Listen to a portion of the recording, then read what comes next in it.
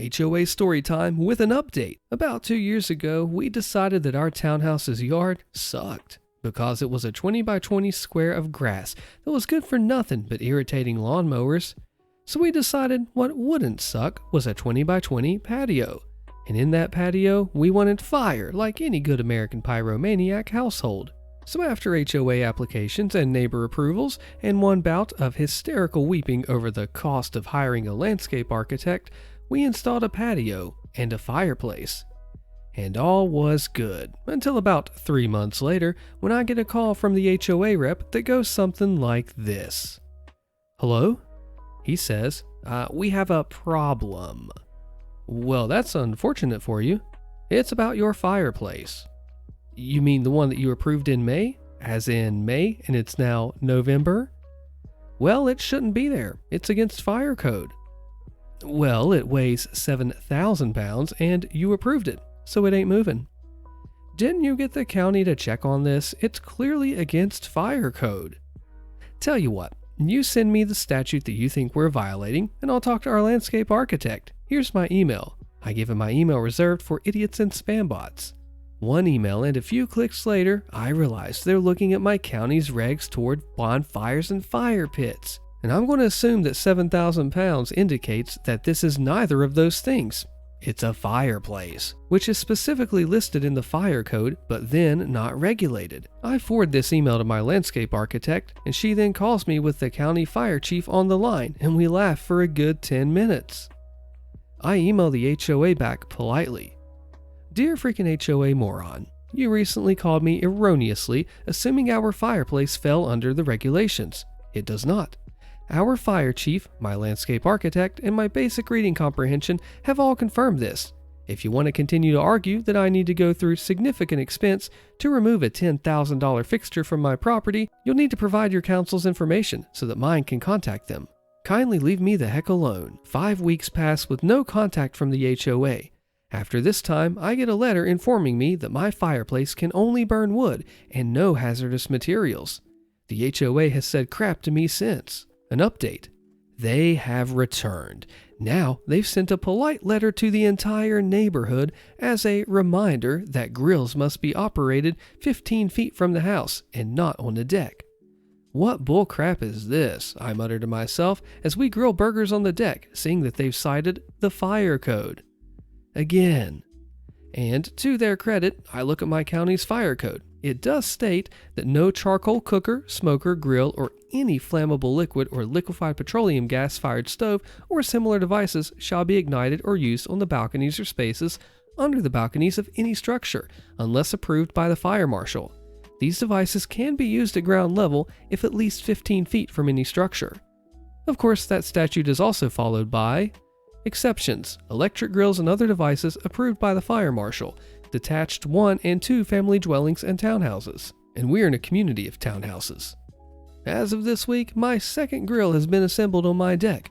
I await the upcoming HOA phone call as the bow hunter waits for a deer to close that last few feet. What do you think about standing up to the HOA? What would have you done? Watch how OP handles this HOA who illegally fines him, trespasses, threatens, and he's not even part of the HOA. As requested, here's another HOA story by Dragon Rider 1964. My great-grandfather purchased 3,000 acres in Florida in the 1800s. It's been in the family and a working farm ever since. After my father passed, the land was divided between my brother and sister and me. My brother and sister sold their portions to a development company, and at the same time, I purchased a neighboring 850 acres. On to the story. After the development company built up the area with single-family homes, they transferred control to a new HOA, which became officially registered in 2016. It was at this time that unstamped letters began appearing in my mailbox. The first was an introduction of the new HOA and included about a 20-page CCR that was essentially a contract and had so many rules and regulations. Since my family land predates the HOA by well over 120 years, I'm not obliged to join any such group. So I ignore the letters and start marking them Return to Sender. Now this alerts my postal carrier, who questions who put unstamped mail in the mailbox. and he took those letters and went to have a conversation with the HOA about illegal use of the mailbox. Now, while this is a farm, I was not using it fully, but instead I had at the time about a dozen rescue animals as well as 3 quarter horses. I arrived home to find a pair of cars at the entrance of my driveway, blocking my access. My driveway is almost a quarter-mile long, so I parked and I walked. At my house, I found my wife arguing with 3 people, 2 men and a woman, who are demanding to be allowed their rights to search my property inside and out. After a quick briefing, I inform my trespassers of their violations. I then give them 10 minutes to get off of my property and move their cars before I tow and impound them. Those self-righteous individuals were not budging, so I walk to one of my barns and start up something inside, and back out with an older model Holmes tow truck and start backing down the driveway. These 3 ran to get in their cars and they were gone before I got to the end of the driveway. Now, this would be nice if it ended there, but then it wouldn't be much of a story. I started receiving fines, yes, in the mail and unstamped. Actually had to get the local postmaster involved. Illegal use of the mail system, and mailboxes are a part of that, are a federal crime. I even got a fine for calling the postmaster on them. The HOA had to pay a $10,000 fine for unauthorized use of the USPS system. Fast forward about 6 months, and my wife notices there's a lien on the house and the property. This is where I contacted a property rights attorney, who immediately filed with the local government and finance agencies that are dispute to the legality of this lien. It took a couple months, but the lien was dismissed when the originator failed to show up to a hearing. But it does not end here. Oh no, it does not. I received a large packet that came certified mail detailing all the fines that I have incurred since the HOA came into existence, and they demanded immediate payment. Included in this was a $500 fine for not signing the CC&Rs, a $1,000 fine for not allowing the board members access to search my property, a $10,000 fine for repayment of fine the HOA had to pay for the HOA breaking federal law. And the list goes on and on. My attorney laughed and sent a cease and desist letter as well as a demand that all further correspondence may be directed to her office. That lasted about 6 months until my wife again noticed a new lien on the property. What? I thought. So back to my attorney and more laughing. Turns out the HOA put a lien on the land I had purchased, which is still separate from the family land, and so we repeat the steps above. During this time, while my wife was in the hospital for delivery of our second child, everyone was there to support her. The HOA trespassed again and started searching through my property, including its barns, garage, and outbuildings. They even tried towing several vehicles that I had on the land that were not licensed. Yeah, they're for farm use. Picture a rusty old pickup used to haul hay and feed, an old car with no doors we used to check out the field and search for animals. Now they were caught in the act by the local sheriff's deputy who was just doing a drive-by. No one was arrested, and I chose not to press charges. However, this infuriated the HOA, and another large packet arrived with more fines on top of all the previous fines. Another trip to my attorney, and more laughing, and this time she contacts the county clerk's office and manages to stop another lien that was in process of being posted. This time, in order to post the lien, the HOA would need to show up at a hearing and explain. Yeah, they did not show up, and the lien vanished. Military Revenge Served Hot, posted by Bakatari. Back in my army days, I was once in command of a unit of about 80 soldiers in Hawaii. Dialogue sections are the gist of what was said, but it's been a minute, so they're not exact. Names changed and so on. Most of the soldiers in my command were great people, happy to do their jobs and take home a paycheck. Hard workers, creative, adaptable to unusual army conditions, and generally reliable. But there was one who was trouble from the start. Gentle reader, meet Private Wiggles. My first awareness of Wiggles came 2 or 3 days after I'd taken over command of the unit. We're prepping for a month-long training exercise to Thailand, and Platoon Sergeant Maggie tells me Wiggles might not be able to go as she just had an outpatient medical procedure. Departure is about a week away, and I have to validate the personnel roster to make sure we've got logistical support for everyone we're bringing, transportation, food, lodging, and so on. So I talk directly with Wiggles and ask if she's okay to travel and participate in the exercise. Wiggles says it's not a problem, she can handle it. We get to Thailand and set up camp on a Thai army base.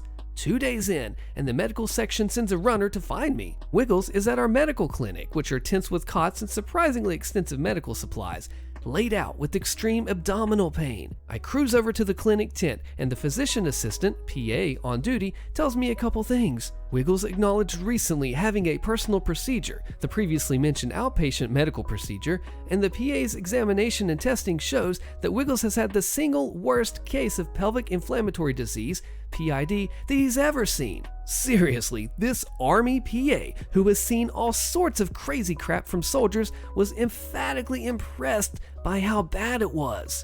Wiggles developed PID from failing to get treatment for STIs for a long time, as in, she's almost glowing from it. No judgment on the personal procedure, not everyone is ready for kids, and the STI-induced PID can be treated with high-dose antibiotics, which the PA has on hand. Not a problem, we've got this covered. Wiggles is released to Sergeant Deb, her section sergeant, who will make sure Wiggles takes her antibiotics and keep an eye on her for any further issues. Sergeant Deb finds me and First Sergeant Bob about a day later and tells me 2 more things about Wiggles. She's refusing to take her antibiotics and she wants to get out of the army. I again talk with Wiggles. I say, "So you want out of the army? You know you have a couple of years left on your contract, right?" "Yeah, I know," Wiggles says, "but I'm just about done being a soldier and I want to be out of the army." I say, "Okay, I can make that happen. You don't want to be here, then I don't want you here either. But here's the deal. You gotta play by the rules. I can get you out with an honorable discharge and I'll start the paperwork as soon as we're back in Hawaii. But you need to take your antibiotics, do your job, and be where you're supposed to be. You do your part, and I'll do my part for you. Sound good?" "Yep, I can do that." Spoiler alert, she couldn't do that. For the rest of the Thailand exercise, Sergeant Deb had to take control of Wiggles' meds and force her to take them, when she could actually find Wiggles, who consistently found someplace else to be. At one point in the next week or so, she accuses First Sergeant Bob of doing things with her, easily disproven as he doesn't have any STIs and Wiggles has all of them. She was just trying to stir up trouble with wild accusations, I guess. We get back to Hawaii and I start the process to get her out of the army, because as much as she's been a handful of trouble in Thailand, I'm thinking it's still easier at this point to kick her to the curb than it is to keep her around and punish her before kicking her out. I was wrong. Even as I start to work on her discharge, she ramps up the stupidity. Here's a few examples. Wiggles gets caught drinking, only 19 years old. Wiggles and her husband lied to the on-base housing office and provide forged authorization documents to get into rent-free on-base housing that they didn't qualify for. Side note, Mr. Wiggles was no winner either. He was about to be dishonorably discharged from his infantry unit for selling drugs to other soldiers. Wiggles shows up at the infirmary to get treatment for facial bruising. Mr. Wiggles kicked her in the face while wearing his combat boots when Wiggles accused him of cheating on her. Wiggles refuses to show up for work or any unit formation and can't be found anywhere for days. Wiggles slashes all 4 tires on Mr. Wiggles' car and then attacks him with a knife when he confronts her. Military police are called, end up taking him in when Wiggles gives a sob story. But he's the one with defensive wounds on his hands, not her. One of my male sergeants uses my open door policy to visit me one day. He tells me he saw Wiggles stripping at one of the skankier gentlemen's clubs down in Honolulu the night before, and she had also convinced one of our other female soldiers to come along with her to do the same. Here's a weird one. I get a call from a temp agency asking if it's okay for Wiggles to continue working through them as an administrative assistant for clients in town. Not uncommon for soldiers to have a second job, but with everything else she was up to at the time, this one just had me going, what the heck? There's more, but you get the idea. At this point, Wiggles' actions are egregious enough that I can no longer just kick her out with an honorable discharge. I put her on notice that she's at risk for a court-martial. I thought that threat might keep her in line, but she just couldn't seem to stop herself from getting stupider and stupider. It's the old 80-20 problem. 80% of your time is spent dealing with 20% of your folks who are troublemakers. At this point, I'm wasting a not insignificant amount of time dealing with Wiggles' issues almost daily. I had genuinely and in good faith offered her the easy path, but I guess she figured she'd try to burn the place down on her way out, since apparently she thought she was getting what she wanted no matter what she did. I was reminded of what my old platoon sergeant used to say when I was coming up through the ranks. You want to get stupid? Go ahead, but I can get stupider. Cue the revenge. She's causing me daily headaches, so I'm going to bring the pain back to her. Honorable discharge paperwork is out the window, and I lean into the special court-martial process instead. My legal counsel tells me that Wiggles' activities are likely to get her a couple weeks confinement at most, maybe not even that. She may get a monetary fine, and she'll probably get an other than honorable OTH discharge, which is potential for a bad conduct discharge, which are worse. But while her actions have been, quote, not that good, they're also, quote, not that bad. I'm rational enough to understand that. I have a brief chat with Captain Morgan, Wiggles' military defense attorney, about where I'm going with this case. During our chat, I try to be a gentleman and let him know that Wiggles is going to be trouble for him if he's not careful.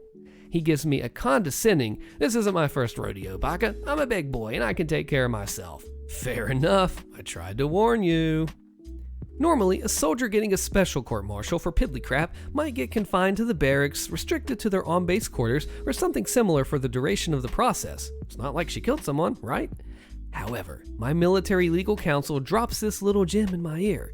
He tells me Wiggles has met all 5 of the conditions, danger to others, flight risk, and so on, required by military law, which is the Uniform Code of Military Justice, UCMJ, to warrant requesting confinement prior to her trial. He tells me if you can remember these 5 conditions and elaborate on the details at our next pretrial meeting with the military magistrate, you might be able to get her confined to the Navy brig at Ford Island until the trial. I'm a guy who likes to pay attention to sound legal advice, so I do just as he says. A couple of days later, we go in for the pre-trial meeting and I run down the list for the magistrate. Boom! Magistrate orders Wiggles to be confined in the brig through the trial. First Sergeant Bob and Platoon Sergeant Maggie go to pick her up from her on-base housing. She won't open the door, but they know she's inside because they can clearly hear her and Mr. Wiggles doing stuff. This is important for later. The Wiggles finish up, she takes her time getting showered and dressed, and finally comes to the door when it pleases her. Off she goes to the brig. The pre-trial processes take up the next 4 weeks. During that time, I have to deal with Captain Morgan, the paralegals in his office, and various fun things to do with her pending court-martial. Other than that, it's blissfully peaceful. Wiggles chills in the brig for 4 weeks. Seriously, chills. Every time I had to visit, it was freezing in there. I was required to make weekly welfare visits to see if she's being mistreated, if she has any needs that aren't being met, and so on. Seems weird, but as her commander, I'm still responsible to make sure the brig staff aren't mistreating my soldier. Other goings-on in this time period are: Mr. Wiggles fraudulently applies for a car loan and gets a van in their names. Mr. Wiggles is dishonorably discharged and kicked off the island. He flies home to wherever the heck he originally enlisted from. Captain Morgan asked me to consider an OTH discharge and time served in lieu of taking things all the way to trial. I'm hot to get that pound of flesh from her, but my legal counsel advises me to avoid the court-martial and just kick out Wiggles with the OTH discharge. After all, he says, she's already been locked up for almost 3 weeks, so the magistrate will probably just give her time served and the OTH anyway. See my earlier comment about sound legal advice. My boss, Lieutenant Colonel Ryan, thinks I'm too invested in the case, that I'm no longer objective.